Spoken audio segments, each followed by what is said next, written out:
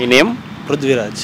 మనకి ఏపీలో అయితే ఎలక్షన్ స్టార్ట్ అయిపోయాయి. ఒక పక్కన టీడీపీ, జనసేన, బీజేపీ కూటమికి వస్తున్నారు. జగన్మోహన్ రెడ్డి గారు సింగిల్గా వస్తున్నారు. ఈ 5 yearsలో మనకి జగన్మోహన్ రెడ్డి గారి పరిపాలన సంక్షేమం గురించి చెప్పాలంటే మీరు ఏం చెప్తారు? రిషికొండ బీచ్ చెప్తాము. ఇంకేం చెప్తామన్నా, ఆంధ్ర నుంచి ఇక్కడికి బాగా తరలి వస్తారని చెప్తాము జాబులు లేక. ఎందుకంటే మా దగ్గరనే చాలామంది ఉన్నారు, మేమే చాలామందికి పెట్టించినాము. అక్కడి నుంచి వచ్చి ఇక్కడ రియల్ ఎస్టేట్ చేస్తారు. పిఠాపురం నుంచి పవన్ కళ్యాణ్ గారు పోటీ చేస్తారు. ఈసారి విజయం సాధిస్తారంటారా? ఏమో చెప్పలేమన్నా, సాధించవచ్చు. కూటమి కదా, ముగ్గురు కలిసి మెయిన్ అంటే ఏ పాలిటిక్స్లో గెలవాలన్నా బీజేపీ చేయి ఉండాలా. ఈసారి వాళ్ళకి బీజేపీ చేయి ఉంది కాబట్టి గెలవచ్చు. జగన్ గారు చేయలేదని చెప్పలేము, కానీ చేశారు, అంతా కనబడట్లేదు. ఇంకోటి మెయిన్ ఇష్యూ ఏంటి అంటే హిందూ దేవాలయాలలో ఇతర మతస్థులు పెట్టడం అనేది మాకు నచ్చలేదు. మేము హిందువులం కాబట్టి మాకు అది నచ్చలేదు. సో ఎప్పటికన్నా వీళ్ళు బీజేపీ తరఫున వీళ్ళు వస్తే అది చేస్తారేమో చూడాలి. లోకేష్ గారు మంగళగిరి నుంచి పోటీ చేస్తారని ఈసారి ఎమ్మెల్యేగా గెలిచే అవకాశాలు ఉన్నాయంటారా? గెలవచ్చు అన్న, చెప్పలేము. మాకైతే ఇప్పుడు ఈసారి కూటమి గెలుస్తానే అనిపిస్తుంది. ఆల్దో మేము తెలంగాణ అయినా బీజేపీ గెలుస్తుందని మేము నమ్ముతున్నాం. ఎన్ని సీట్స్ రావచ్చన్న బీజేపీకి? అది చెప్పలేమన్నా, చెప్పలేము. అది గెలవచ్చు, అదొక టాడ్ దాకా చెప్పగలుగుతాం. మా సపోర్ట్ అయితే కూటమికే ఉంది. మా సపోర్ట్ ఉంది. ఇక్కడ మా దగ్గర ఉన్న ఆంధ్ర నుంచి వచ్చిన వాళ్ళకు కూడా మేము కూటమికే ఏమని చెప్తున్నాం. మా దగ్గర ఎంతవరకు అయితే ఇప్పుడు ఇట్లనే కేబీఆర్లో వచ్చిన వాళ్ళు చాలామంది ఉంటారు. మొన్నటి వరకు రవి అని ఒక ఆయన ఉండే, ఆయన ఆంధ్ర నుంచి వచ్చిండు, జాబులు ఏం లేవు అంటే ఇక్కడనే వచ్చి మన పంజావట్ట సాయిబాబా గుళ్ళ ఏదో కోర్స్ నేర్చుకుంటా ఇంగ్లీష్ చదివి అన్నారు. ఇంకొక 1 weekలో పోయి రియల్ ఎస్టేట్లో సెట్ అయిపోయిండు. ఇంకొక అమ్మాయి ఉంది ఇంటికాడ, వాళ్ళు అక్కడ జాబ్ లేక ఇక్కడికి వచ్చారు. 10 members 15 members అయితే మాకు తెలుసు. మేమైతే వాళ్ళందరినీ బీజేపీకి ఏమని చెప్తాం. ఓకే అన్న, థ్యాంక్ యూ. సార్ మీ పేరు? మల్లారెడ్డి, అడ్వకేట్ అండి. ఓకే సార్, మనకి ఏపీలో అయితే ఎలక్షన్ అయితే స్టార్ట్ అయిపోయింది సార్. ఎవరికాలు తగ్గట్లేదు ప్రచారంలో. ఒక పక్కన కూటమిగా వస్తున్నారు, ఇంకొక పక్కన జగన్మోహన్ రెడ్డి గారు సింగిల్గా సింహంలా వస్తారని చెప్పేసి అంటున్నారు. ఈ పోయిన 5 yearsలో మనం ఆయన చూసుకుంటే సంక్షేమ అభివృద్ధి గురించి చెప్పాలంటే మీరు ఏం చెప్తారు? సంక్షేమం అభివృద్ధి అంటే ఏంది అర్థం? ఏమర్థం? పారిశ్రామికంగా కంపెనీస్ని డెవలప్ చేసి ఏదన్నా రాష్ట్రానికి చేయాల్సిన అభివృద్ధి చేసి దాంట్లో వచ్చే ఇన్కమ్ని తీసుకొని సంక్షేమ ఫలాలు అందించాలి. ఓకేనా? ఓన్లీ సంక్షేమ ఫలాలే ఉన్నాయి. అభివృద్ధి ఎక్కడుంది? అభివృద్ధే లేదు. దౌర్జన్యం ఉంది, ఏమీ లేదు. అసలు అభివృద్ధే లేదు. రోడ్స్ లేవు. మొత్తం రాష్ట్రం అప్పులు కుప్పలు అయిపోయింది. ఏముందండి అక్కడ జగన్మోహన్ రెడ్డి వస్తే ఇక్కడ హైదరాబాద్ డెవలప్ అవుతుంది. చంద్రబాబు వస్తే ఇక్కడ కనీసం రేట్లు తగ్గి అక్కడ ఆంధ్రప్రదేశ్ డెవలప్ అవుతుంది. ఇది వాస్తవం. కూటమే వస్తుంది 100%. కానీ వైసీపీ వాళ్ళు ఓవర్ కాన్ఫిడెన్స్ ఉంటారు, మేము వస్తున్నామని. వాళ్ళు చేసిండేది దౌర్జన్యాలు ఏంది లేదు. అసలు అభివృద్ధి ఎక్కడుంది? ఏమన్నా ఉందా? ఏముంది అభివృద్ధి చెప్పండి. సార్, 3 రాజధానుల విషయంలో మాట తప్పారు కదా సార్. పోలవరం ప్రాజెక్ట్ కూడా 1 yearలో కంప్లీట్ చేస్తామని చెప్పేసి అప్పుడు మీకు మంత్రిగా ఉన్న అనిల్ కుమార్ యాదవ్ గారు శపథం చేసి మరి అసెంబ్లీలో చెప్పారు సార్. అవి ఎందుకు చేయలేకపోయారు సార్? అది ఎందుకంటే వాళ్ళు ఇప్పుడు జగన్మోహన్ రెడ్డి గారి మీద కేసులు ఉన్నాయి. సెంట్రల్ గవర్నమెంట్కి అడిగిమని ఉండాలి. పోయి ఇప్పుడు నీ మీద వైట్ పేపర్ ఉందనుకో, సెంట్రల్ గవర్నమెంట్ని తల మెడలు వంచి నువ్వు అభివృద్ధి చేసేటికి ఫండ్స్ తెచ్చుకుంటావు. అసలు నీకు ఎక్కడ డిమాండ్ చేయడానికి లేదు. నువ్వే ముద్దాయి 11 కేసుల్లో. ఇంకెక్కడుంది ఛాన్స్? ఎక్కడుంది? No chance. వాళ్ళు చెప్పింది ఆడాల్సిందే, డాన్స్ చేయాల్సిందే, అంతే. ఇంక అంతమించి ఏం లేదు. అభివృద్ధే లేదు. అసలు ఏపీ ఎక్కడికో వెళ్ళిపోయింది. ఒక 50 years బ్యాక్ వెళ్ళిపోయింది. చంద్రబాబు నాయుడు వచ్చిన అంటే నేను ఏ పార్టీకి అనుకూలవంతులు కాదు, కానీ చంద్రబాబు నాయుడు వచ్చే కియా పెట్టా. పెనుగొండ ఎడారిలో 2 కోట్లు 3 కోట్ల ఎకరా అయిపోయింది. ఆ కియా వల్ల కనీసం ఆంధ్రప్రదేశ్కు ఒక కంపెనీ వచ్చింది, మళ్ళీ కానీ డెవలప్ అయింది. అసలు చాలా డెవలప్ అయిపోయింది. ఇంకా చంద్రబాబు నాయుడు ఇంకో టర్మ్ వచ్చింటే ఏదన్నా అసెంబ్లీ, శాసనసభ ఏదన్నా ఛాన్సెస్ ఉంటుండే. చంద్రబాబు నాయుడు దింపేసి ఆయన కూడా కొన్ని కులరక్కసులో ఇరుక్కొని కొంతమంది చేతుల్లో ఇరుక్కొని ఆయన దెబ్బతిన్నాడు. ఇప్పుడు బుద్ధి వచ్చిండొచ్చు మోస్ట్లీ. చూద్దాం, ఐ విల్ ట్రై. అలాగే పిఠాపురం నుంచి పవన్ కళ్యాణ్ గారు పోటీ చేస్తున్నారు సార్. ఆయన విజయ అవకాశాలు ఎలా ఉండదు? 100% గెలుస్తాడు. పిఠాపురం నుంచి ఎవరు ఆపలేరు. లాస్ట్ టైం అంటే ఓడిపోయినారు. లాస్ట్ టైం కూడా జగన్ చూసి ఓటేయలే, రాజశేఖర్ రెడ్డి అనే వ్యక్తిని చూసి ఓటేశారు అంతే. ఈసారి జగన్ చూసి ఏం ఓటేయరు. అవి సంక్షేమ ఫలాలు ఎక్కడున్నాయండి? ఏం డెవలప్మెంట్ లేదు. వాలంటీర్లు అంటాడు. అసలు ఏందో ఆయన పాలన నాకైతే అర్థం కావట్లేదు. అసలు సీఎం ఏం ఛాన్స్ లేదు సార్. అలాగే నిన్నే ఉమ్మడి మేనిఫెస్టో రిలీజ్ అయింది సార్. దాంట్లో మీకు ఏమన్నా కొన్ని పాయింట్లు బాగా అనిపించినాయి? మేనిఫెస్టో ఏంది ఇప్పుడు ఏమన్నాడు, బ్యాంకు రుణాలు మాఫీ అన్నాడు కదా, గోల్డ్ లోన్స్ ఎక్కడి నుంచి తెస్తాడు? ఆయన సొంత కంపెనీల నుంచి ఆస్తుల నుంచి రుణమాఫీ ఏమని చేస్తున్నాడా? మన తలలు తాకట్టు పెట్టి మన ఆస్తులు తాకట్టు పెట్టి తెచ్చి మన మీద రుణమాఫీ చేస్తున్నాడు. ఆయన సొంతం డబ్బులు ఏమని ఇస్తున్నాడా? లేదు కదా. ఇది ప్రజలు తెలుసుకోరు. బిర్యానీ ప్యాకెట్ మందు అరే ఎక్కడికి పోతుంది మన సమాజం అనేది ఏమీ లేదు, అసలు ఛాన్సే లేదు. అన్నీ చేస్తాడండి ఎవరి కోసం? సోమరిపోతులను చేయడానికి. ఎందుకు చెప్పు? ఇప్పుడు నేను కష్టపడుతున్నా, ఒక కేసు వస్తే కష్టపడి ఫీజు తీసుకొని కేసు కొట్లాడి కేసు గెలవడానికి ప్రయత్నం చేస్తాను. నేను సంక్షేమాలు తీసుకుని ఇంట్లో నిద్రపోతే ఏముంటుంది? సోమరిపోతులను చేసినాడు, అంతమించి ఏమీ లేదు. ప్రజలు తెలుసుకోవాలా సంక్షేమ ఫలాలు అంటే ఏంది. కంపెనీస్ తెచ్చి కంపెనీస్ ద్వారా ట్యాక్స్ రూపేణా కలెక్ట్ చేసుకొని సంక్షేమ ఫలాలు కొద్దిగా పంచాలా. టోటల్ సంక్షేమ ఫలాలు అంటే ఏంది? అప్పులు చేసి రాష్ట్రాన్ని అప్పులకు మార్చినారు, ఇంకేముంది? ఏం లేదు. ఎత్తుకు తినాల్సిందే. ఇంక 2 రోజులు ఫారిన్ కంట్రీస్లో వెనిజులా ఏమైంది? అడక తింటున్నారు ఇప్పుడు. సేమ్ ఆ రాష్ట్రం కూడా పరిస్థితి ఇదే. జనాలు ఇప్పుడైనా మేల్కోకపోతే chapter close, Andhra Pradesh chapter close. అలాగే కొడాలి నాని గారు, రోజా అవ్వచ్చు, మన అంబటి రాంబాబు గారు అవ్వచ్చు, పెర్ని నాని, వీళ్ళంతా సమయాన్ని వృధా చేశారు, పర్సనల్ లైఫ్ టార్గెట్ చేసి అభివృద్ధి చేయలేదని చెప్పేసి అక్కడ ప్రజలు అంటున్నారు సార్. మీరేం చెప్తారు? కొడాలి నాని ఇప్పుడు ఒకటి చెప్తా, నాయకుడు ఎలా ఉండాలి, ఒక కాన్స్టిట్యున్సీలో ఒక ఎమ్మెల్యే ఎలా ఉండాలి? ఒక మంచి చేసి ఒక మంచి మాట్లాడితే నాయకుడిని ప్రజలు అనుసరించాల. అసలు అది నోరా అంటున్నా. ఎవరైనా ఒప్పుకుంటున్నారా? ఆయన ఏం మాట్లాడతాడో ఆయనకే తెలియదు.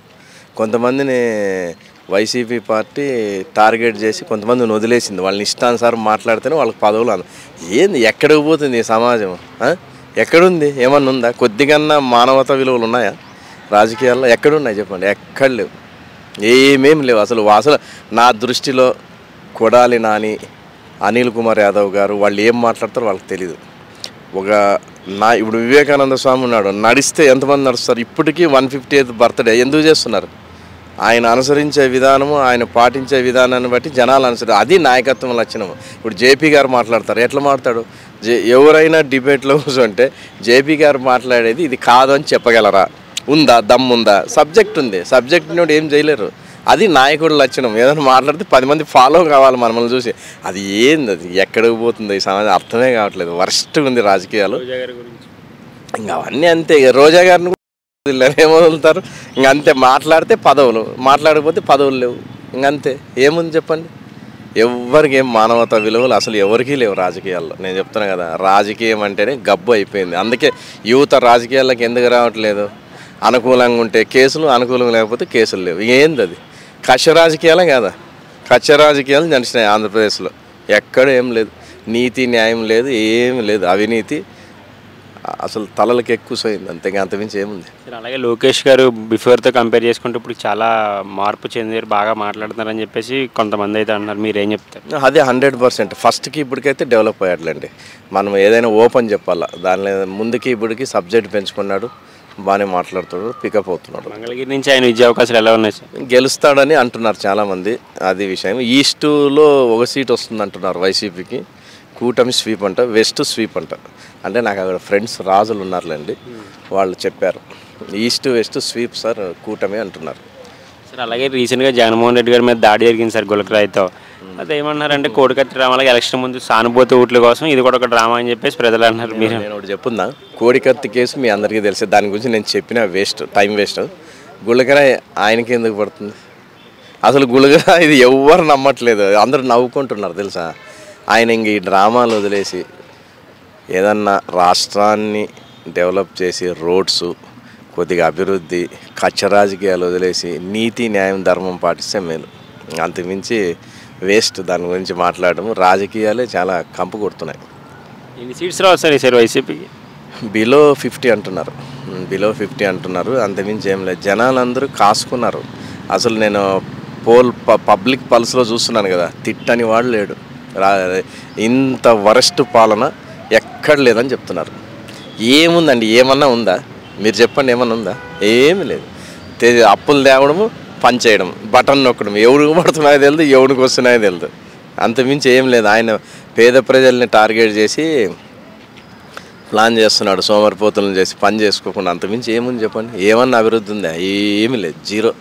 నేను అవి చేసినా ఎవరి కోసం చేసినావు? నువ్వు అప్పులు తెచ్చినావు, చేసినావు నీ సొంత కంపెనీల్లో నుంచి చేసినావా? జగన్మోహన్ రెడ్డి 2019లో అఫిడవిట్ ఎంత పెట్టాడు? 350 CR ఎంతో పెట్టాడు. ఇప్పుడు ఎంత అయింది? 775. నీ ఆస్తులు పెరుగుతున్నాయి. ఇసుక దోపిడీ ఏంది, లిక్కర్ దోపిడీ ఏంది, ఏంది అది? లిక్కర్ మద్యపాన నిషేధం అని చెప్పేసి అన్నారు కదా సార్, ఎందుకు చేయలేదు? మద్యపాన నిషేధం చేస్తే అక్కడ ఏమవుతుంది? వేరే రాష్ట్రాలు, పక్క రాష్ట్రాలు ఏమున్నాయి అవి డెవలప్ అవుతాయి. బార్డర్లో పోయి దాగి అటువైపు దాగి ఇటువైపు అడుగేస్తారు. ఎవరేం చేస్తారు? మద్యపాన నిషేధం వద్దు. అసలు మద్యపానాన్ని ఒక బిజినెస్ లెవెల్లో చేయొచ్చు అని చూపించిన ఏకైక రాష్ట్ర ముఖ్యమంత్రి ఆంధ్రప్రదేశ్. ఎక్కడ చేయలేదు అసలు అసలు ఎలా చేయొచ్చు బిజినెస్ అనేది చూపించిన ఏకైక ముఖ్యమంత్రి ఇండియాలో. ఎవ్వరు చేయలే. అంటే బిజినెస్ నేను ఒకటి చెప్తున్నా, నాయకుడు ప్రజల్లో నుంచి వచ్చి రావాలి, గుర్తుపెట్టుకోండి. బిజినెస్ మ్యాన్ నాయకుడు అయితే వెరీ డేంజర్ రాష్ట్రానికి. జనాలకి చెయ్యాలి. ఒక మనిషి తినడానికి ఉండడానికి 2 కూతుర్లు ఉంటారు, ఒక కూతురు ఉంటారు. తినడానికి ఎంత ఉంటుందండి? 100 కోట్లు చాలదా లైఫ్? లగ్జరీ లైఫ్ లీడ్ చేయడానికి. ఎందుకు అంతంత? అంటే పైన పోయిన తర్వాత BMW బెంజులు తోలుతారా ఏంది? ఏముండదు. 6 అడుగుల మట్టి గోతుంటుంది తప్ప అంతమించి ఏముండదు, ఛాన్సే లేదు. అది కూటమికి ఎన్ని సీట్లు రావచ్చు? కూటమికి 120 అబవ్ అంటున్నారు. 120 అంటున్నారు. మోస్ట్లీ చూడండి మే 5th or 6th తెలిసిపోతుంది. 6th మనకి ఇన్ఫర్మేషన్ వస్తుంది, తెలిసిపోతుంది. అదేం ప్రాబ్లం లేదు. అది ఏపీలో మార్పు రావాలని కోరుకుంటున్నాను. ఖచ్చితంగా మార్పు రావాలి, సంక్షేమ ఫలాలు అందాలి. కానీ దానికి అర్హత ఉండేవాళ్ళకి అందాలి. కాళ్ళు చేతులు బాగుండేవానికి అందుతున్నాయి, కుంటోనికి అందుతున్నాయి, గుడ్డివాడికి అందుతున్నాయి, వికలాంగుడికి అందుతున్నాయి. అంటే ఎవరికి అందాలో వాళ్ళకి అందితే రాష్ట్రం సేఫ్. లేకపోతే మరో వెనిజులాగా మారేది తప్పదు. ఆంధ్రప్రదేశ్ మరో వెనిజులా అవుతుంది, 100% అవుతుంది. దాంట్లో అనుమానం కూడా లేదు. ఇప్పటికే అయిపోయింది. ఒక తలకి 5 లక్షలు ఉంటుందా?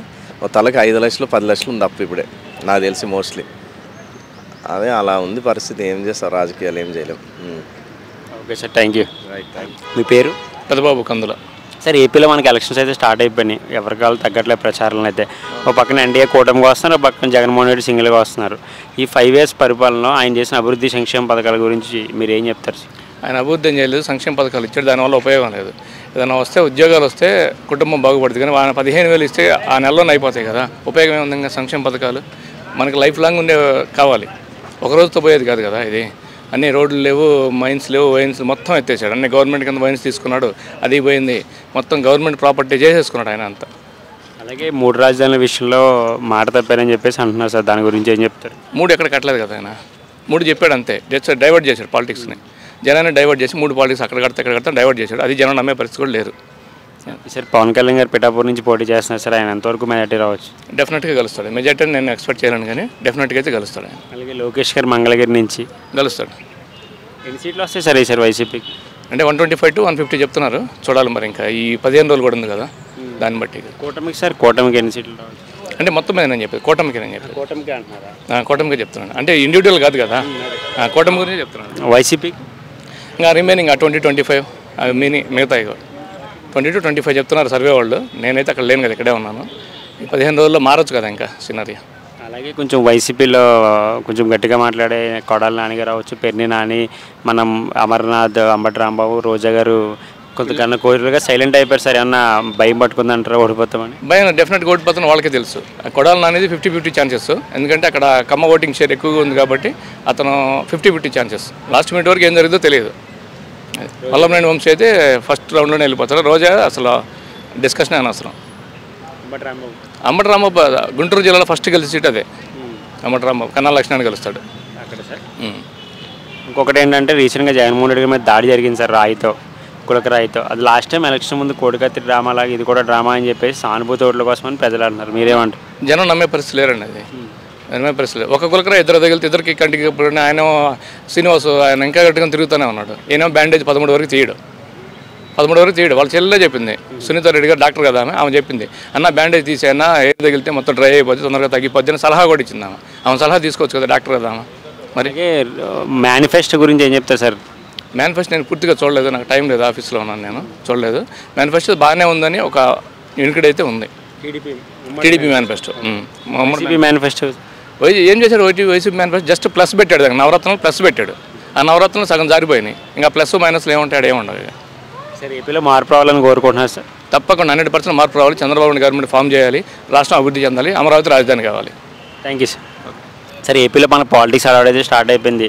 ఒక పక్కన వైసీపీ సింగిల్గా వస్తున్నారు, ఎన్డీఏ ఏమో కూటమిగా వస్తుంది. ఈ 5 సంవత్సరాల పరిపాలనలో జగన్మోహన్ రెడ్డి గారి సంక్షేమం అభివృద్ధి గురించి మీరు ఏం చెప్తారు?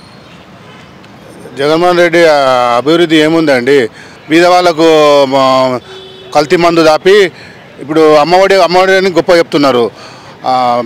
తండ్రి జేబు చిల్లి కొట్టి తల్లి జేబు తల్లి సంచి నింపుతున్నారు.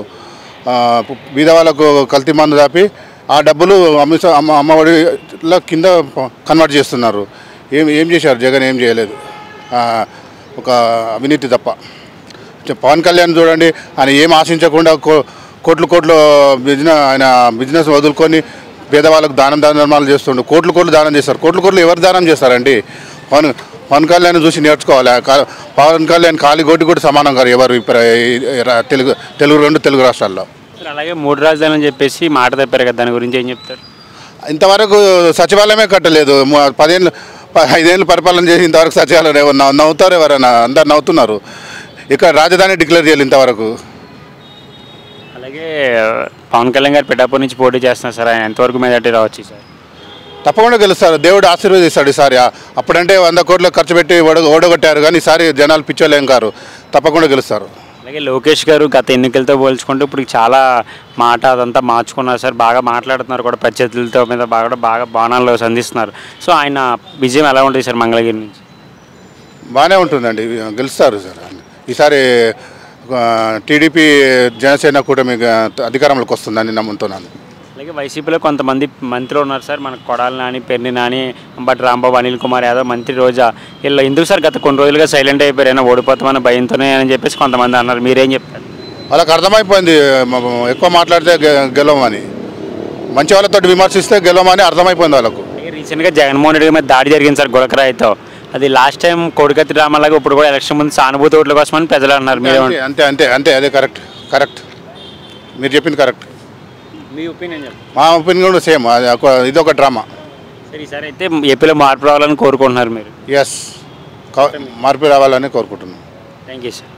సార్ ఇప్పుడు కొత్త చట్టం ఏదో తెచ్చారు కదా సార్, దాని గురించి చాలా అయితే విమర్శలు గట్ట మొత్తం గట్టిగానే పడుతున్నాయి సార్. సార్ ఆ చట్టం గురించి చెప్తారు, టైటిల్ యాక్ట్ గురించి.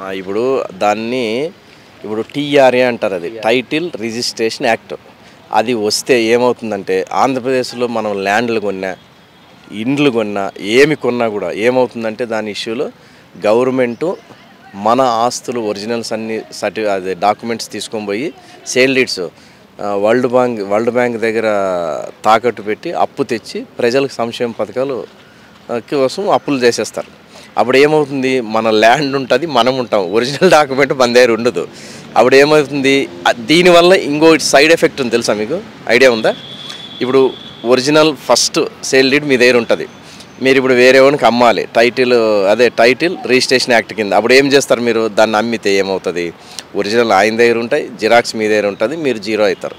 అప్పుడు దాన్ని ఏం చేయకుండా ఉంది, వడ్డీ వ్యాపారస్తుల దగ్గరికి పోతారు. ప్రైవేటు ఎక్కువ చలామణి అయిపోతుంది. నా దగ్గర 10 కోట్లు ఉంటుంది అనుకోండి, ఉదాహరణ మీద ఒక 5 కోట్లు ఆస్తి తోస్తారు, నా దగ్గర 2 కోట్లు ఆడతారు, నాకు అగ్రిమెంట్ చేస్తారు, ఒరిజినల్స్ అన్ని నా దగ్గర పెడతారు. 3 రూపాయలు 4 రూపాయలు ఇంట్రెస్ట్లు, వడ్డీ దందా ఎక్కువ అయిపోతుంది, సైడ్ ఎఫెక్ట్ ఇది. అప్పుడు గవర్నమెంట్ ఇప్పుడు రిజిస్ట్రేషన్ చేసి వాందేరు ఇచ్చేదానికన్నా అదేదో కష్టపడి ఇటు కట్టుకుందాం అనుకుంటారు. ప్రైవేటు దందా వడ్డీ వ్యాపారం లీగల్ అయిపోతుంది. దీనికి కూడా ఆస్కారం ఉంది, గుర్తుపెట్టుకునే. డబ్బు ఉండేవాడు రాజు, నేను చెప్తున్నా. ఇది సైడ్ ఎఫెక్ట్ ఎక్కువ కొట్టి ప్రజలు ఇంకేముంది, ఆత్మహత్యలు కూడా జరుగుతాయి దీనివల్ల. టీఆర్ఏ ఇప్పుడు మనం కష్టపడుకొని మన ఆస్తుల మీద డబ్బులు తెచ్చి ఎవరెవరికో పంచాడు. ఇది ఎక్కడన్నా ఉందా లోకంలో? ఉందా? 512 జీవోని నవంబర్లోనే తెచ్చాడంట సారు. అది విషయం. దీనివల్ల సైడ్ ఎఫెక్ట్స్ ఎక్కువ ఉంటాయి. అప్పుడు రిజిస్ట్రేషన్ చేయరు, గవర్నమెంట్ దగ్గరికి పోరు, లోన్ పెట్టుకోరు. లోన్ పెట్టాలంటే కూడా ఒరిజినల్ బీకేసుకొని నీ ఒరిజినల్ రాదు. అప్పుడు ఏమవుతుంది, నా దగ్గర డబ్బులు ఉంటే నేను మొగోడిని, అప్పులు ఇచ్చి మొత్తం 4 రూపాయలు ఇంట్రెస్ట్ లెక్క వసూలు చేసుకుంటారు. ప్రైవేట్ దందా హై అయిపోతుంది. ఇంక దీన్ని అసలు ఎక్సెస్ అంటే ఎక్సెస్, ఎవరు భరించలేరు. ఇంకా రాష్ట్రంలో ఆత్మహత్యలు ఇంకా ఘోరంగా పెరిగిపోతే ఎవరు బతకలేరు. Title registration act is very very very very danger.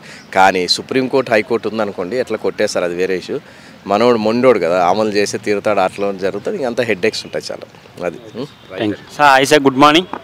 Hi, good morning everybody, and thank you for the interview you are taking today. It's regarding the political scenario in Andhra in particular and in Telangana in general.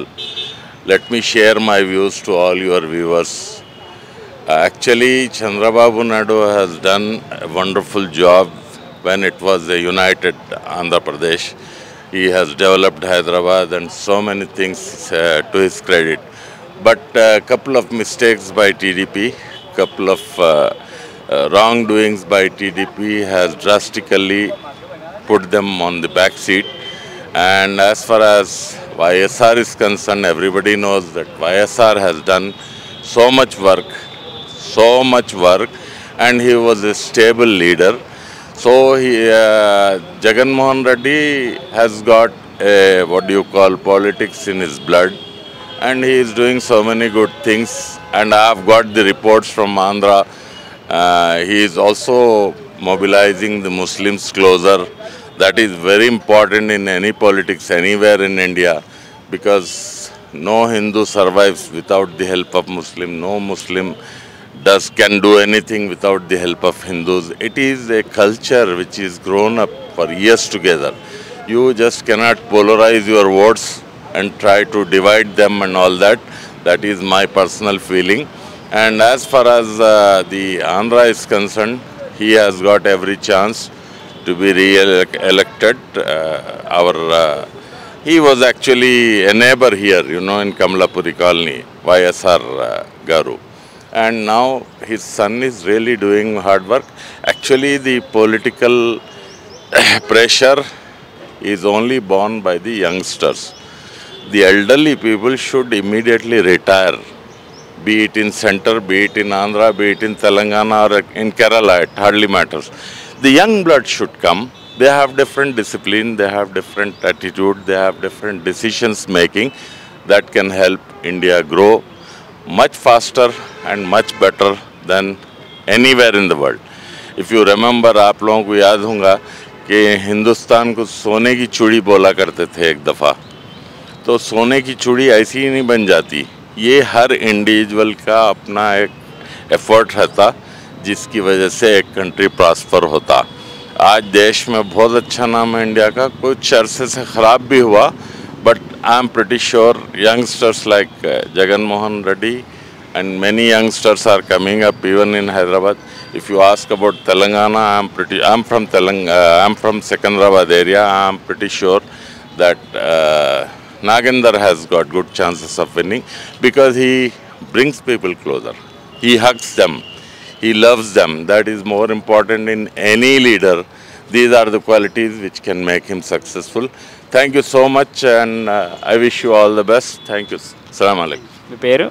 Santosh అన్న. మనకి ఏపీలో అయితే elections అయితే start అయిపోయిందన్న. వాడివేడిగా ప్రచారాలు ఎవరి మటుకాలు తగ్గట్లే. ఓ పక్కన BJP కూటమిగా వస్తున్నారు, మన జగన్మోహన్ రెడ్డి గారు సింగిల్గా వస్తున్నారు. జగన్మోహన్ రెడ్డి గారు చేస్తున్న 5 సంవత్సరాల పరిపాలన గురించి, సంక్షేమ పథకాల గురించి మీరు ఏం చెప్తారు? ఎంతమంది కూటమిగా వచ్చినా, మొత్తం టోటల్ ఎంతమంది కూటమి వచ్చినా, ఎవరు వచ్చినా కూడా జగన్మోహన్ రెడ్డికి ఇలా అంటారు, ఎవరు ఏం చేయలేరు. ఆయన సింగిల్గా కొట్లాడుతుంటే సింగిల్గా గెలుస్తాడు. ఆయన గెలిచే ఛాన్సెస్ 100% ఉన్నాయి ఆయనకి. కూటమిలో కూడా వాళ్ళకి ఇలాంటి ఏం లేదు. అది జగన్ అన్న చేసిన పనులు ఇంచుమించు ఒక 2 lakhs మెంబర్స్ వాలంటీర్స్ పెట్టిండు. ఆయన చేసిన సంక్షేమ పథకాలు, ఆయన పబ్లిక్లో ఉండు, ఆయన కష్టపడి లీడర్ అయ్యిండు. ఆయన ఎవరో చేసే లీడర్ అయ్యింది కాదు.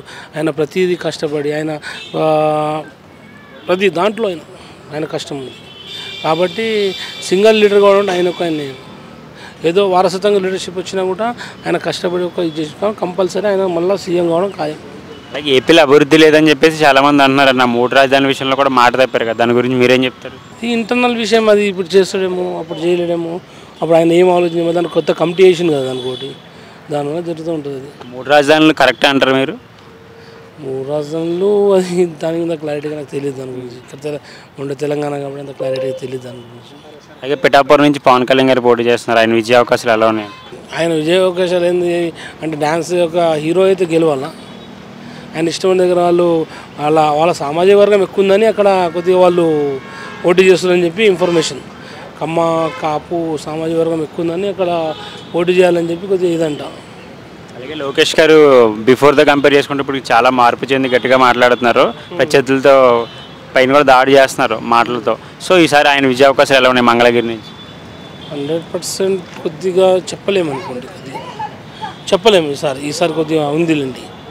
లాస్ట్ టైం కూడా ఉంది మనకు ఏం పెద్ద 152 సీట్లు లాస్ట్ టైం వచ్చాయి కాబట్టి ఈసారి తగ్గితే ఒక 20 మెంబర్స్ తగ్గుతారేమో, కానీ గవర్నమెంట్ అయితే జగన్ అన్న గారు ఫామ్ చేస్తున్నారు. హిందూపూర్ నుంచి బాలకృష్ణ గారు విజయ అవకాశాలు ఎలా ఉన్నాయి? బాలకృష్ణ గారి నుంచి అంతవరకు హిందూపూర్ గురించి మనకు అంత ఐడియా లేదండి. ఐడియా లేని విషయం చెప్పడం బాగుండదు. మంగళగిరి అంటే వెళ్ళాను, అక్కడ గుడికి వెళ్ళాను, అక్కడ ఒక లోకల్లో ఉండే కొద్దిగా నేను అప్పుడు బిఫోర్ ఎలక్షన్గా ముందు వెళ్ళాము. అప్పుడు కొద్దిగా అనుకుంటే కొద్దిగా మంగళగిరి విన్నాను కొద్దిగా. అప్పుడు నేను గుడికి వెళ్ళాను లాస్ట్ 2 months కింద. అది అలాగే వైసీపీలో కొంతమంది మంత్రులు ఉన్నారు పర్సనల్గా టార్గెట్ చేసేవాళ్ళు. మన కొడాలి నాన్నగారు అవ్వచ్చు, పెర్ని నాన్నగారు అవ్వచ్చు, అంబటి రాంబాబు గారు, అనిల్ కుమార్ యాదవ్, రోజా గారు, వీళ్ళు గత కొన్ని రోజులుగా సైలెంట్ అయిపోయారు. ఏమన్నా ఓటమి భయం ఏమన్నా పట్టుకుందంటారు? ఓటమి భయం అంటే ఉండొచ్చు, మ్యాక్సిమం ఉండొచ్చు. ఎందుకు బాగా చేశారు కాబట్టి కొద్దిగా వాళ్ళకు కొద్దిగా ఉంటుంది కొద్దిగా భయం. వాళ్ళు బాగా రఫ్ లాంగ్వేజ్ చేశారు కదా, పబ్లిక్ కొద్దిగా రివర్స్ అయ్యారని చెప్పి కొద్దిగా ఇది. అలాగే జగన్మోహన్ రెడ్డి గారి మీద కొన్ని రోజుల క్రితం దాడి జరిగిందన్న చిన్న గులకరాయితో. అది లాస్ట్ టైం కోడిగత్తి డ్రామాలాగా ఎలక్షన్ ముందు సానుభూతి ఓట్ల కోసం అని చెప్పేసి ప్రజలు అంటున్నారు, మీరేం చెప్తారు? మనిషి వచ్చి దెబ్బ కొట్టించుకుని ఇది ఉంటుందా? అది కొట్టారు కావాలని చెప్పి, ఆయనకు వేరే డ్యామేజ్ చేద్దాం అనుకున్నారు, అది బై మిస్టేక్ ఈ డ్యామేజ్ అయింది. ఆయన ఎందుకు కొట్టించుకుంటాం? జగన్ ఎందుకు కొట్టించుకుంటాడు? అవసరమే ఉంది, అలాంటిది ఏం లేదు. అది కామన్, అది పబ్లిక్లో చెప్తూ ఉంటారు. కానీ ఆయన సానుభూతి ఏంది అబ్బా, ఆయన చేసిన అభివృద్ధి ఆయనకు గెలిపిస్తుంది. మేనిఫెస్టో ఏమైనా అబ్జర్వ్ చేశారన్నా కొత్తగా ఏమైనా అనిపించిందా? అయితే ఇప్పుడు మళ్ళీ వైసీపీ అధికారంలో రావాలని మీరు కోరుకుంటున్నారు? 100% కోరుకుంటున్నాను. Thank you.